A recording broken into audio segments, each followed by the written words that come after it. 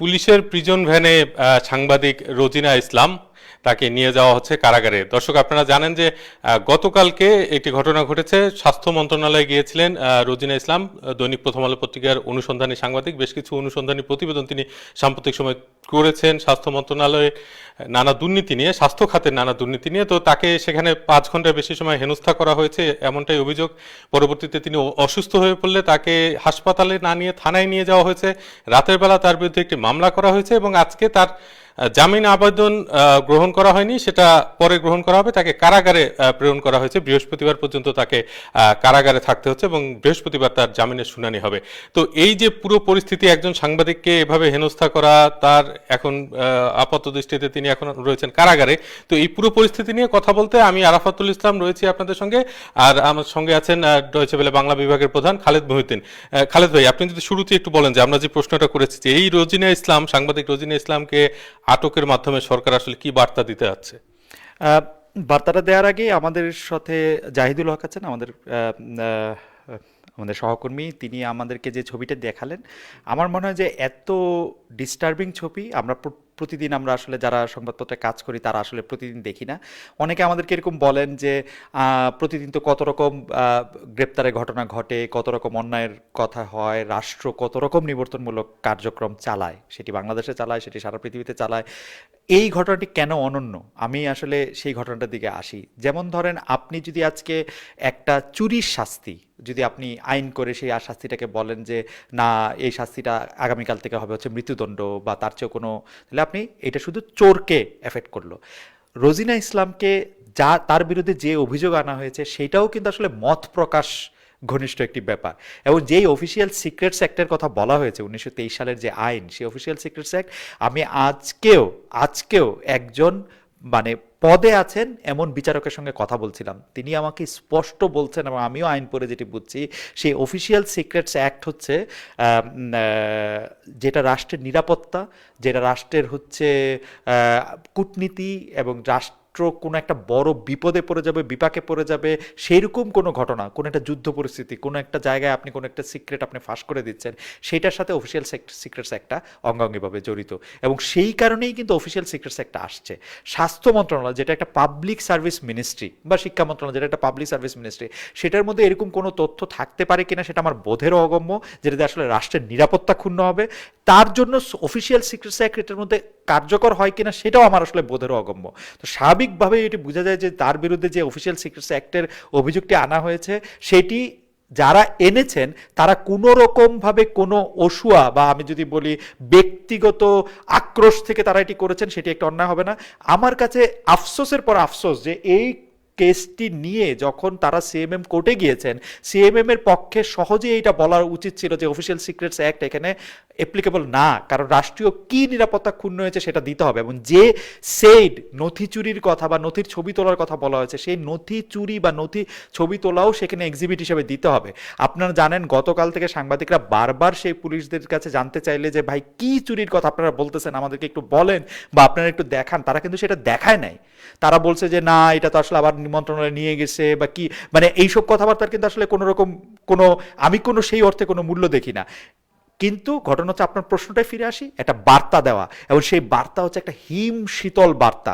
আপনি যদি রোজিনার এর আগে রিপোর্টগুলি দেখেন, স্বাস্থ্য মন্ত্রণালয়ে উনি যে রিপোর্টগুলি করেছেন সেগুলি যদি আপনি দেখেন, আপনি স্পষ্ট বুঝতে পারবেন যে এই রিপোর্টগুলি করে তিনি হয়তো জনগণকে তার পড়তে দিয়েছেন, কিন্তু কাউরে না কাউরে, এবং অনেকেরই হয়তো তিনি ক্ষুণ্ণ করেছেন, অনেকের মুখোশ উন্মোচন করেছেন, অনেকের হয়তো চাকরিতে প্রবলেম হয়েছে, অনেকের হয়তো অনেকগুলি জায়গায় দাগ পড়েছে, এবং এর জন্য তার বিরুদ্ধে কেউ না কেউ কোনো রকম কোনো আক্রোশের একটা ব্যবস্থাই করেছে। আপনি রোজিনা ইসলাম একান্ত সচিবের কক্ষে ঢুকে তার ঘর থেকে কোনো কিছু চুরি করছেন এবং চুরি করে নিয়ে যাচ্ছেন, এই হচ্ছে তার বিরুদ্ধে অভিযোগ। তাকে 5-6 ঘন্টা আটকে রাখা হয়েছে। কেউ কেউ তার এই ছবি দেখে বলছেন, কেউ তার গায়ে পর্যন্ত হাত দিতে আমরা দেখতে পাচ্ছি। এখন ছবি আসলে সবসময় সত্যি কথা বলে না, রোজিনা ইসলামের সঙ্গে আমাদের আসলে কথা শোনা হয় নাই, কিন্তু এটি করা হয়েছে। মানে আপনি কি চিন্তা করতে পারেন একটা রাষ্ট্র কিরকম বার্তা সাংবাদিকরা এরকম একটা কাজ করার মাধ্যমে দেয়? আপনার কাছে কি মনে হয় এরপরে যে সচিবালয়ে যিনি রিপোর্ট করতে যাবেন এই ঘটনাটা তার মাথার মধ্যে কাজ করবে না? আমরা তো সবাই চাকরিই করি, তাই না? আপনি কি মনে করেন যে 64টা জেলা আছে, 460টা উপজেলা আছে, বাংলাদেশে এতগুলি থানা রয়েছে, সেগুলিতে যখন স্থানীয় পর্যায়ে রিপোর্টগুলি করা যায় তখন তার মাথায় এটা আসবে না? যেটি আপনি বলছিলেন, যেটি জাহিদ বলছিলেন যে বাংলাদেশের সবচেয়ে এখন বাংলাদেশ প্রতিদিনের চেয়ে প্রথম আলো সার্কুলেশন কম কি বেশি সেই আলোচনা আমি যেতে চাই না, বাংলাদেশের সবচেয়ে প্রভাবশালী পত্রিকা প্রথম আলো, এখন সবচেয়ে প্রভাবশালী পত্রিকার এবং রোজিনা ইসলাম গত কয়েক বছরে সে সোনার মেডেলে খাদ বা সোনার ক্রেস্টে খাদের পর থেকে রোজিনা ইসলাম বাংলাদেশে একটা হাউস হোল্ড নেম। তাকে মোটামুটিভাবে অনেকেই চিনেন বা সবাই চিনেন যদি আমি নাও বলি। সেই রকম একজন সাংবাদিককে আপনি যখন এরকমটা করতে পারেন, এরপরে কি আর কোনো সাংবাদিকদের এরকম কোনো একটা কিছু করার ব্যাপারে 10 বার 15 বার 25 বার 35 বার চিন্তা করতে হবে না? এবং সেই চিন্তা এই বিষয়টাই আমি আপনাকে বলতে চাই। দর্শক, আমরা কথা বলছি ডয়চে ভেলের বন কার্যালয় থেকে। আপনারা কি কোথা থেকে ভিডিওটি দেখছেন সেটা লিখতে পারেন এই ভিডিওর নিচে মন্তব্যের ঘরে। পাশাপাশি আপনারা এই রোজিনার গ্রেপ্তারের বিষয়টি কিভাবে দেখছেন সেটাও জানান। আমরা আপনাদের মন্তব্য পড়ে শোনানোর চেষ্টা করব যতটা সম্ভব আমাদের সীমিত সময়ের মধ্যে। তো খালেদ ভাই, যে বিষয়টা আপনি বলছিলেন যে আমরা কিন্তু মানে গত কয়েক বছর ধরে এই বিষয়টা দেখছি, আগেও নানা রকম ভাবে গণমাধ্যমের উপরে হস্তক্ষেপ করা হয়েছে, কিন্তু গত কয়েক বছর ধরে দেখছি একটা আইনি প্রক্রিয়া তৈরি হয়ে গেছে যে ডিজিটাল সিকিউরিটি অ্যাক্ট একটা আইন, সেখানে সাংবাদিকের কণ্ঠরোধ করার জন্য সেই আইন ব্যবহার করা হচ্ছে। সেটা দেশি বিদেশি সাংবাদিক সম্পাদক থেকে শুরু করে বিভিন্ন মানবাধিকার সংস্থা বলছে। এখন আবার আমরা শুনলাম যে রোজিনাকে যেটা গ্রেপ্তার করা হচ্ছে সেটা হচ্ছে ডিজিটাল না, এটা বলা হচ্ছে অফিসিয়াল সিক্রেটস অ্যাক্ট। তো এই যে একের পর এক আইন, মানে গণমাধ্যমের কণ্ঠরোধ করার জন্য কি এই আইনগুলো তৈরি করা হচ্ছে? মানুষের তথ্য জানার অধিকারকে সীমিত করার জন্য কি এই আইনগুলো? ইন্টারেস্টিং হচ্ছে অফিসিয়াল সিক্রেটস অ্যাক্ট কিন্তু 1923 সালে, আমি যদি ধরেও নেই যে 24, 25, 26 সালে, আপনি তখনকার ব্রিটিশ গভর্নমেন্টের কথাটা আপনি চিন্তা করে দেখেন। সারা ভারত জুড়ে স্বাধীনতার একটা আন্দোলন চলছে, ভারত মানে ব্রিটিশদের সঙ্গে কেউ থাকতে চাচ্ছে না। সেই সময় সরকারি নথিতে এই বিষয়গুলি কীভাবে বিবেচনা করা হচ্ছে, এর মাধ্যমে ব্রিটিশ রাজের কোনো রকম কোনো প্রবলেম হবে কিনা সেইটা চিন্তা করে এই আইনটি করা হয়েছে। খোদ ইংল্যান্ডে কিন্তু এই ধরনের আইন এক্সিস্ট করে না। অফিসিয়াল সিক্রেটস অ্যাক্ট এক্সিস্ট করে অবশ্যই, অনেকগুলি ছবি হয়েছে আপনারা দেখতে পারেন 2015, 16, 17 সালের দিকে, এবং এগুলি নিয়ে এখন হাসাহাসি হয়। মানে আপনি যখন কোনো কিছু আপনি মনে করেন যে এটা এখন পাবলিক ডকুমেন্ট না, আপনি এটা সিল করে রাখবেন, তালা দিয়ে রাখবেন, দরজা বন্ধ করে রাখবেন, এখানের মধ্যে আপনার প্রবেশাধিকার থাকবে না। কিন্তু সাংবাদিকের প্রবেশাধিকার যে জায়গার মধ্যে আসে, সাংবাদিক যেই দরজা খোলা পাচ্ছে, যে জায়গার মধ্যে তাকে ইয়েলো টেপিং করা হয় নাই, সেই জায়গার মধ্যে সে ঢুকবে এবং সেই জায়গার মধ্যে থেকে সে নথি দেখতে চাইবে, এইটাই স্বাভাবিক। এবং অফিসিয়াল সিক্রেটস অ্যাক্ট পরবর্তীকালে বিভিন্ন সময় পাকিস্তান গভর্নমেন্ট আমাদের উপর, আমরা যারা বাংলাদেশ ছিলাম তারা তার উপর প্রয়োগ করেছে। আমার সাল তারিখ মনে থাকে না, কিন্তু অফিসিয়াল সিক্রেটস অ্যাক্ট অনেকবার প্রয়োগ করা হয়েছে। স্বাধীন বাংলাদেশে অফিসিয়াল সিক্রেটস অ্যাক্ট প্রয়োগের ঘটনা কিন্তু খুব বেশি না, কিন্তু প্রয়োগ করা হয়েছে। অফিসিয়াল সিক্রেটস অ্যাক্ট কোনো নতুন ডিজিটাল আইনের মতো কোনো নতুন আইন না। এই অফিসিয়াল সিক্রেটস অ্যাক্টের আবার যে এক ধরনের পুনরুত্থান, আপনাদের মনে রাখতে হবে আমাদের কিন্তু 2009 সালে, আমি যদি ভুল না করে থাকি, 2009 সালে তথ্য অধিকার আইন হয়েছে। সে তথ্য অধিকার আইন কি, সেটা সাংঘাতিক ব্যাপার যে আপনি যে কোনো তথ্য আপনি জানতে চাইতে পারেন, আপনার তথ্য জানার অধিকার রয়েছে। প্রত্যেকটা জেলা, প্রত্যেকটা ইউনিয়ন পর্যায়ে আপনি কি করছেন, একজন জেলা প্রশাসক হিসেবে, আপনি একজন ইউনিয়ন হিসেবে কি করছেন, সেটা আপনাকে বাইরে এরকম মানে টানিয়ে রাখতে হয় যে আপনি আজকে কি করছেন, আপনার আজকে কার্যক্রম কি, সেটা একদম প্রকাশ্য। এইরকম একটা যুগে এসে যে 1923 সালের 98 বছর আগের আইনটা যে আপনাকে ঝোলা থেকে বাইর করতে হইলো, এতে আমি সরকারের দায় যেমন দেখি, তেমন আমি সরকারি আমলাদের দায়ও সাংঘাতিক রকমের দেখি। কারণ তারা এক ধরনের কিংকর্তব্য বিমূঢ় হয়েছেন যে রোজিনার অপরাধটা কি এইটা আসলে বুঝতে, মানে কিছু একটা তো বলতে হবে। এবং আপনি জানেন সচিবালয়ের বেশিরভাগ ঘরে এখন সিসি ক্যামেরা আছে। এখন রোজিনা যদি কোনো ধরনের কোনো ক্রিমিনাল অফেন্স করতেন, ধরেন কারো থেকে তিনি ঘুষ নিয়েছেন, ঘুষ চেয়েছেন, তার কাউকে মারতে গিয়েছেন, কাউকে কারোর সাথে খারাপ ব্যবহার করেছেন, কাউকে কর্তব্য পালন কাজে বাধা দিয়েছেন, এরকম কোনো কিছু, এটা একটা এভিডেন্স, এটা একটা ক্রিমিনাল অফেন্স, ওর জন্য সহজ ছিল। কিন্তু তাকে বলা হলো কি, আপনি 6 ঘন্টা তাকে আটকে রাখলেন, সারা রাত তাকে নিয়ে শাহবাগ থানা রাখলেন, সকালবেলা তাকে সিএমএম কোর্টে পাঠালেন, পাঠিয়ে তার জন্য আবার রিমান্ড চাইলেন। মানে আপনি চিন্তা করে দেখেন, মানে আপনি সাংবাদিক রোজিনা ইসলামকে, যে ছবি আমরা প্রথমে দেখেছি, সেই সাংবাদিক রোজিনা ইসলামের প্রতি আপনি বিহেভিয়ারটা কি করতেছেন? আপনি বিহেভিয়ারটা করতেছেন উনি এমন কোনো কিছু করেছেন যেটা এমন সাংঘাতিক রকমের ফৌজদারি অপরাধ, যার জন্য তার জামিন মঞ্জুর হয় না, যার জন্য তাকে রিমান্ডে নিতে হয়, এবং যার জন্য, কিন্তু সেই অপরাধটা কি আসলে? এবং এই যে 6 ঘন্টা আটকে রাখার যে বিষয়টি আপনি বলছেন, এই জায়গাটাতে আমি একটু আপনার সঙ্গে মানে জানতে চাচ্ছিলাম যে 6 ঘন্টা আটকে রাখার এরকম কোনো অধিকার কি আছে একজন মানে যে সরকারি কর্মকর্তার, তার মানে একটা মন্ত্রণালয়ের সচিবালয়ের একটা কক্ষে? আমি যতটুকু আইন কানুন বুঝি 6 ঘন্টা না, 6 সেকেন্ড বাংলাদেশের মাফ করবেন, বাংলাদেশে কোনো নাগরিককে 6 সেকেন্ড আটকে রাখার ক্ষমতা এই সংবিধান অনুযায়ী বা কোনো আইন অনুযায়ী, সংবিধান যেটা সুপ্রিম ল সেই অনুযায়ী কারো নাই। আপনি বলতে পারবেন যে আপনি ধরেন বাংলাদেশের প্রেসিডেন্ট, আপনি বলতে পারবেন আমার বঙ্গভবন এলাকায় তুমি ঢুকতে পারবে না, তুমি সাধারণ মানুষ। কিন্তু আমি যেই জায়গায় দাঁড়ায় আসি তার থেকে 1 ইঞ্চি সামনে যেতে পারবো না, পিছনে যেতে পারবো না, এটা বলার অধিকার আপনার নাই, যতক্ষণ না পর্যন্ত আপনি আইনের এক্সটেন্ডেড হ্যান্ড বা পুলিশ হিসাবে আমাকে আপনি আসলে বলেন যে এই হচ্ছে আমার অপরাধ, এই অপরাধের কারণে আমার চলাফেরার অধিকার সীমিত করা হচ্ছে, এবং বা যেটাকে আমরা আসলে গ্রেপ্তার বলি, আটক বলি, সেটা করা হচ্ছে। কোনো সরকারি কর্মকর্তার কোনো মানে সচিবের থেকে বড় কারা, সিনিয়র সচিব, মন্ত্রী, প্রধানমন্ত্রী, কারো কোনো অধিকার নাই যে সে আপনার ঘরের দরজা বন্ধ করে আপনাকে আটকায় রাখবে। এটা বাংলাদেশে আইন কানুন দিয়ে সম্ভব না। এখন প্রশ্ন উঠতে পারে বাংলাদেশ কি আসলে আইন কানুন দিয়ে চলে, বাংলাদেশ আসলে আইন কানুন দিয়ে চলে কি চলে না, সেটা আরেকটা প্রশ্ন। এই কারণে যে এই 6 ঘন্টা আটক রাখার পরেও কিন্তু তাদের বিরুদ্ধে ব্যবস্থা নেওয়াটা এখনো হয়ে ওঠে নাই। আদৌ হবে কিনা, যারা তাকে 6 ঘন্টা আটকে রেখেছেন, এটা যদি রোজিনা ইসলাম প্রমাণ করতে পারেন যে তাকে আসলে 6 ঘন্টা তার ইচ্ছার বিরুদ্ধে কোনো একটা জায়গায় আটকে রাখা হয়েছে, এটা অবশ্যই অবশ্যই ফৌজদারি অফেন্স। এবং সেই অপরাধে তো অবশ্যই মানে মামলা হতে পারে এবং হওয়া উচিত। আমি মনে করি আমি মনে করি যে মামলা হতে পারে। কিন্তু এই যে দর্শকদের মধ্যে অনেকে বলছে যে ধরে নিলাম তিনি গোপন নথি চুরি করেছেন, আমি এখানের মধ্যে স্পষ্ট বলতে চাই এখানে ধরে নেওয়ার কোনো অবকাশ নাই। কারণ রোজিনা যদি কোনো গোপন নথি চুরি করে থাকতেই পারেন, বা তার বিরুদ্ধে যে অভিযোগ আনা হয়েছে সেই গোপন নথি তাকে যখন সিএমএম কোর্টে করা হয়েছে তখন সেটা এক্সিবিট হিসেবে সেখানে দিতে হবে।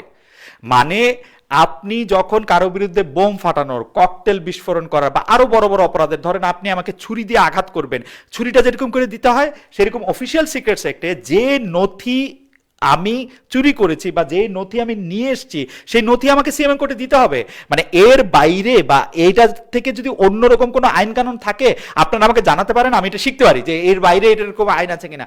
কিন্তু আমি সাধারণভাবে লয়ের ইন্টারপ্রিটেশন হচ্ছে আমার কাছে এরকম যে এইটা যদি অফিসিয়াল সিক্রেট সেক্রেটারি তার নথি চুরি করার যদি কোনো ব্যাপার থাকে সেইটার মধ্যে এটা দিতে হবে, এবং কি নথি এবং সেইটা কেন। এবার আসে হচ্ছে সেকেন্ড পোর্শন, যে এই নথি দিয়ে রাষ্ট্রের নিরাপত্তা কিভাবে বিঘ্নিত হচ্ছে সেটা বোঝার দরকার আছে, যে রাষ্ট্রের নিরাপত্তা বিঘ্নিত। রাষ্ট্রের নিরাপত্তা কি, রাষ্ট্র কি আসলে বার্মার সাথে, ইন্ডিয়ার সাথে, পাকিস্তানের সাথে, চীনের সাথে কোন রকম যুদ্ধের মধ্যে জড়িয়ে যাচ্ছে?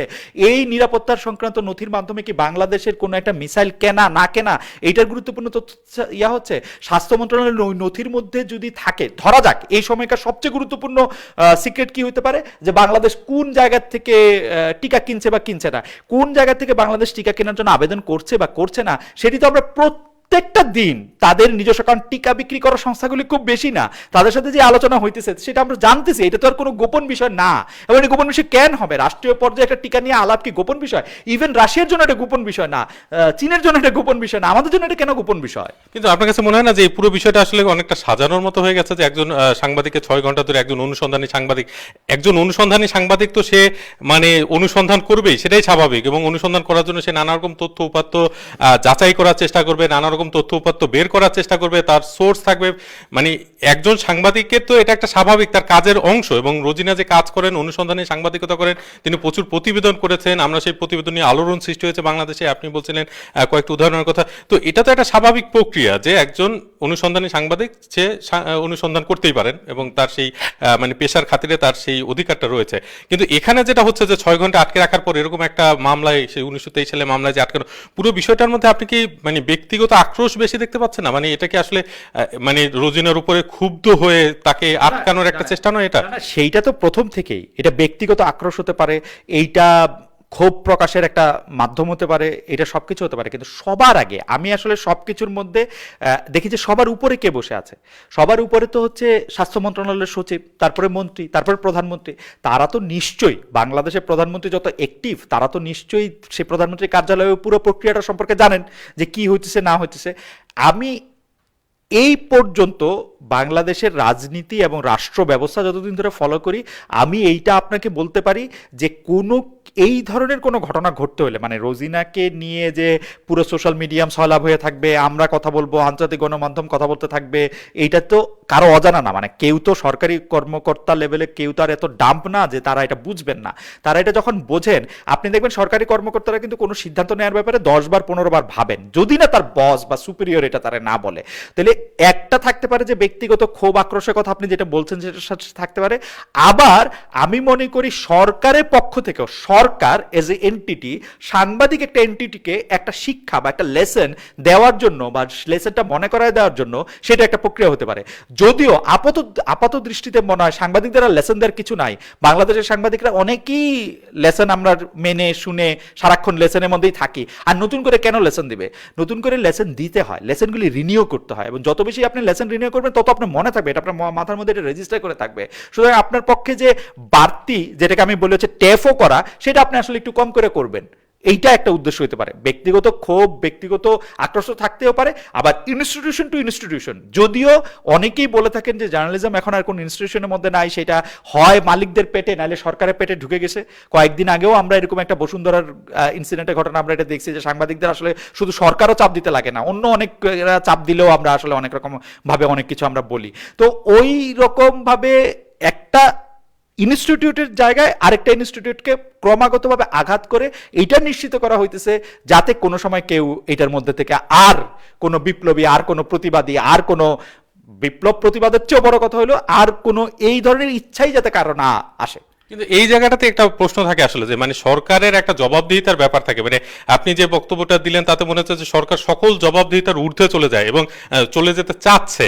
এবং আমরা দেখেছি যে বাংলাদেশে গত দুটো সাধারণ নির্বাচন নিয়েই বিতর্ক রয়েছে এবং সর্বশেষ নির্বাচনে তো বলা হয় যে আগের রাতে আসলে মানে ভোট চুরি করা হয়েছে এবং ভোট রিগিং এর ম্যাসিভ কমপ্লেইন রয়েছে সেটার বিরুদ্ধে। তো আপনার কাছে কি মনে হয় না যে বাংলাদেশে আসলে সামগ্রিকভাবে গণতন্ত্রের একটা ঘাটতি তৈরি হচ্ছে এবং সেই ঘাটতি কাটাতে সরকার আসলে জবাবদিহিতার ঊর্ধ্বে চলে যেতে যাচ্ছে? বিষয়টা কি এরকম? একটা স্বাধীন দেশে স্বাধীনতার 50 বছর পরে আমরা যে সরকারকে দেখতে পাচ্ছি সে কি অনেক বেশি মানে একনায়কতান্ত্রিক আচরণ করা শুরু করছে?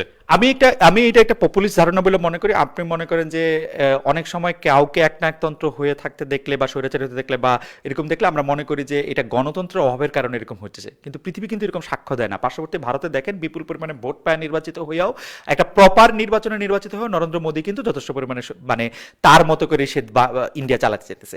বাংলাদেশের ক্ষেত্রে সমস্যাটা গণতন্ত্রের না, সমস্যাটা হচ্ছে যে যখন একটা সরকার মনে করে যে আমি যে ক্ষমতায় আসি আমি হচ্ছে অসীম ক্ষমতাবান এবং আমার ক্ষমতা থেকে আমার কোনোদিন অন্য কোনো কিছুর উপর আমার নির্ভর করতে হবে না এবং আমি আমার মতো করে চালাতে পারবো।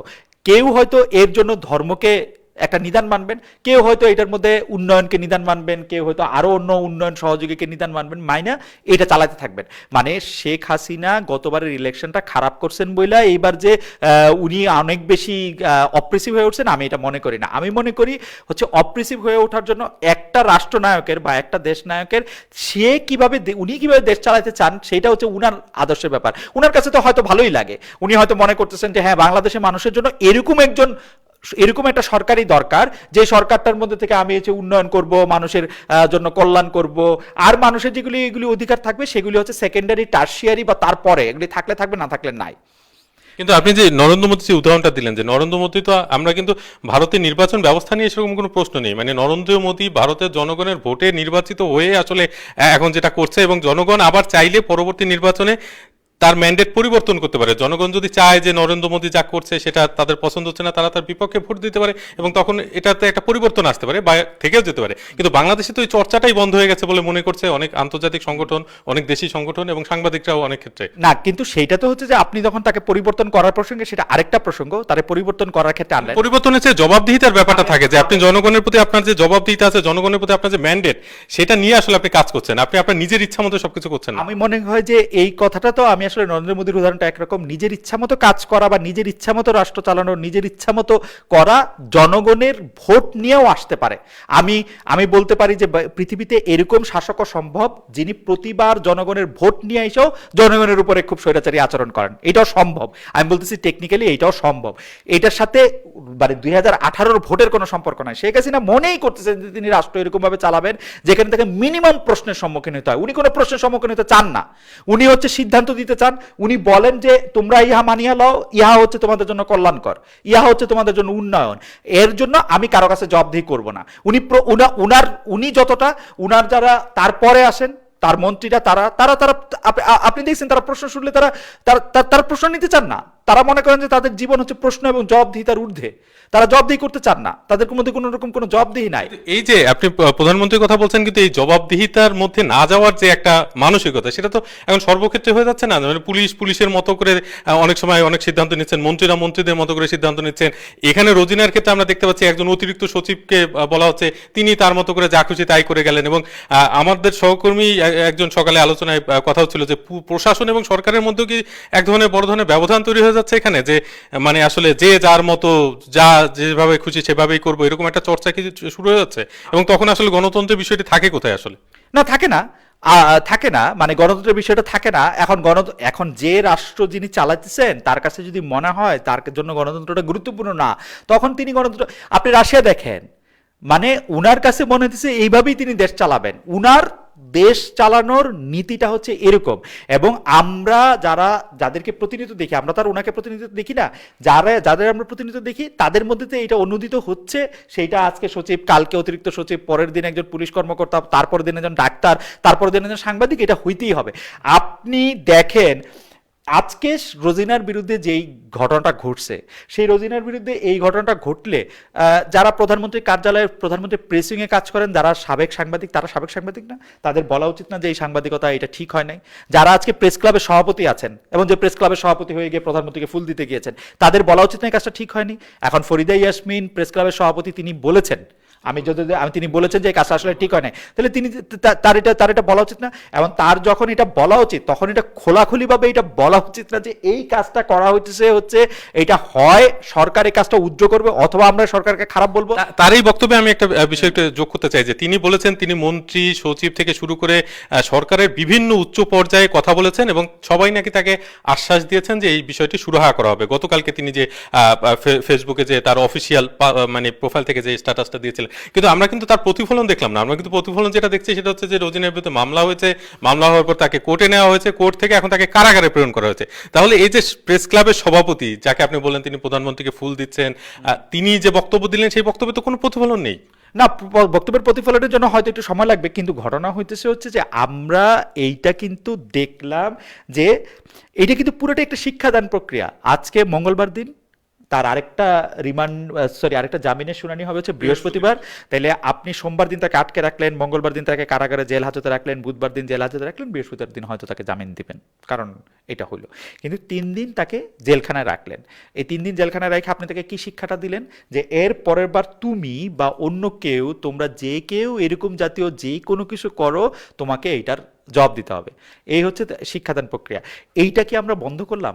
আজকে প্রেস ক্লাবের সভাপতি বলি, আমাদের সাংবাদিক নেতৃবৃন্দ বলি, 10 জন সাংবাদিকের 15 জন সাংবাদিকের একটা এলিট সংগঠন আছে না, নোয়াব, তারা তাদের আপনি কোনো প্রতিক্রিয়া দেখেছেন? এখন পর্যন্ত আমি দেখি নাই। জাহিদ কাছ থেকে একটু জানতে চাইবো যে নোয়াব কোনো প্রতিক্রিয়া দিয়েছে কিনা। নোয়াবের প্রতিক্রিয়া, জাহিদ মাথা নাড়ছেন যে নোয়াবের প্রতিক্রিয়া এখন আমরা আসলে দেখি নাই। আমরা কি এই প্রতিক্রিয়া দেখেছি যে বাংলাদেশের যে 10টি 15টি 20টি টেলিভিশন আছে, সেই 20টি টেলিভিশনের মালিকরা, তাদের একটি সংগঠন আছে অ্যাটপ, এবং তারা প্রধানমন্ত্রীকে সবসময় সাংবাদিক বান্ধব প্রধানমন্ত্রী বলেন, তারা একটা যৌথ বিবৃতি দিয়েছেন যে না, এই কাজটা ঠিক হয় নাই, এই কাজটা আমাদেরকে করতে দেওয়া এটা ভালো হয় নাই। তারা তো নিজেরা গিয়ে এই কথা বলে আসেন যে প্রধানমন্ত্রী তাদেরকে কোনো চাপ দেন না, তারা যা কিছু করেন সব কিছু তাদের নিজেদের মতো করে করেন। তো সেই ক্ষেত্রে তারা কোনো বিবৃতি দিয়েছেন? তারা বিবৃতি দেন নাই। বিবৃতি না দেওয়ার ক্ষেত্রে তাদের যুক্তিটা কি হতে পারে? তাদের যুক্তি হচ্ছে আমরা তো এখনো জানি না, আমরা এখন ব্যাপারটা দেখছি আসলে কি হচ্ছে, আসলে কি না হচ্ছে। এই পুরো ব্যাপারটার মধ্যে আমার আরো একটা ব্যাপার লাগে যে, ধরেন তাদের কোনো ব্যবসায়ী নেতার, আমার মনে আছে একজন ব্যবসায়ী নেতার বাড়ি যখন ভেঙে ফেলা হলো, যে রাজুকের ঠিক অনুমোদিত নকশা না, সকল ব্যবসায়ীরা মিলে দৌড়ে গেলেন। একজন ডাক্তারকে যখন রাস্তায় হেনস্থা করা হলো, সকল ডাক্তার মিলে দৌড়ে আসলেন। এখন একটা সাংবাদিককে যখন কারাগারে নেওয়া হয়েছে, তখন আমরা বলছি আমরা কি এরকম সেক্ট মানে একটা করে গোষ্ঠীতে এরকম বিভক্ত হয়ে যাচ্ছি? মানে আমরা কি আসলে মানে আমাদের প্রতিবাদটা, আমাদের জায়গাটা আমরা ঠিকমতো বলতে পারছি কিনা, সেটাও কিন্তু আসলে একটু ভাইবা দেখা দরকার আছে। সেই বিভাজন তো খুবই স্পষ্ট। আমরা দর্শকের কয়েকটা মন্তব্য যদি আপনি আমাদেরকে একটু দেখেন, আমরা সেটা নিতে পারি। আর দর্শক, আপনারা এই পুরো প্রক্রিয়াটা কিভাবে দেখছেন? মানে বাংলাদেশের গণমাধ্যমের স্বাধীনতা কি ক্রমশ খর্ব করা হচ্ছে কিনা, আপনারা বিষয়টি কিভাবে দেখেন লিখতে পারেন এখানে। এটা ইন্টারেস্টিং, মানে এটা একটু পিন করে আছে এবং অনেকবার আসে। আমি এই মুহূর্তে দেখতে পাচ্ছি যে একজন মন্তব্য করেছেন, একজন আজাদ, ওনার নাম হিমিকা আজাদ।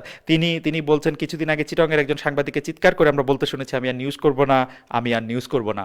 এই ঘটনাটাও আসলে ঘটেছে এবং বিভিন্ন সময় আমরা এই ব্যাপারগুলি দেখেছি।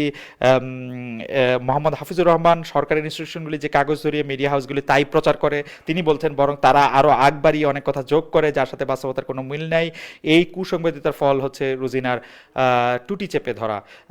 এই কথাও আমি আসলে খুব অস্বীকার করতে পারবো না। সরকারের দেওয়া নথি এবং সরকারের দেওয়া রিপোর্টিং, সরকারের দেওয়া, মানে সরকারের একটা অঙ্গ আরেকটা অঙ্গের বিরুদ্ধে কোনো রকম কোনো একটা কার্যক্রম চালাচ্ছে, সেই কাগজগুলি নিয়ে এসেই আমরা আসলে অনেক ক্ষেত্রে রিপোর্ট করতে দেখেছি, সেগুলিকে আমরা চোখ বন্ধ করে বিশ্বাস করতে দেখেছি। এমনকি পুলিশের ব্রিফিং, পুলিশ কাউকে গ্রেফতার করে নিয়ে আসছে, পুলিশ কারো বিরুদ্ধে কিছু বলছে, সেগুলি আমরা আসলে খুব প্রচার করেছি। এটা আসলে আমাদের অস্বীকার করার উপায় নেই। মানে এটা বিষয়টা তো এরকম যে মানে আপনি দেখতে পাবেন যে মানে সরকার যদি কাউকে চায়, পুলিশ যদি কাউকে চায়, সে রিমান্ডে গিয়ে কি বললো বা তার গোপনে সে ফোনে কার সাথে কি কথা বলেছে, সেই গোপনীয়তা কিন্তু থাকছে না। মানুষের যে ব্যক্তি গোপনীয়তা, একজন মানুষ অপরাধী হিসেবে প্রমাণিত হওয়ার আগেই তাকে কিন্তু অপরাধী করে ফেলা হচ্ছে, মিডিয়া ট্রায়াল করা হচ্ছে, এবং সেটা তখন মানে আপনার খুব ফলভাবে প্রচারও হয় এবং দেখা যায় যে ওই লোক আসলে অভিযুক্ত কিনা সেই বিষয়টা থাকেই না। আসলে তার আগেই তাকে মোটামুটি অভিযুক্ত করে তাকে সামাজিকভাবে মানে ব্যক্তি পর্যায়ে পারিবারিকভাবে অত্যন্ত হেয় করে ফেলা হয়, এবং তখন এই গোপনীয়তার কোনো বিষয় থাকে না। তার যে গোপনীয়তা, তার যে অধিকার, মানে প্রাইভেসি অধিকার, সেগুলো কোনো কিছুই আসলে মানা হয় না। আর এখন আমরা রোজিনার ক্ষেত্রে দেখছি 1923 সালে আইন প্রয়োগ হচ্ছে।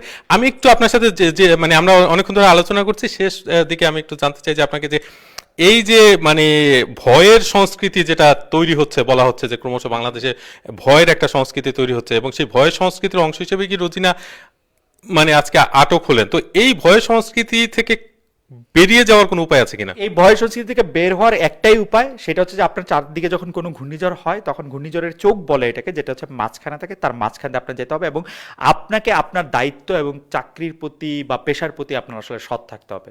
আপনাকে আসলে ভয় বা জুজুর ভয়, আপনি যেভাবে যে এটা বলেন না কেন, সেটা আপনাকে মানে দেখানো হইতেই থাকবে। আপনি যদি ভয় পায় আরও কুকড়ে থাকেন, তাহলে আপনার উপর আরও ভয় চাপে বসবে। আমরা ছোটবেলায় একটা ছড়া গল্প পড়েছিলাম, সবাই অবাক সবাই ভাবে ব্যাপারখানা কি, ভয় কাতরে মাহবুব আজ এমন সাহসী। মাহবুবকে সাহসী হতে হলে আসলে তাকে এই ঝড়ের মধ্যে দিয়ে, এটার নাম ছিল হচ্ছে ঝড়ের পরে, এইটা মাহবুবকে ঝড়ের মধ্যে দিয়েই আসলে যেতে হবে। এটার আর কোনো রকম কোনো অল্টারনেটিভ নাই।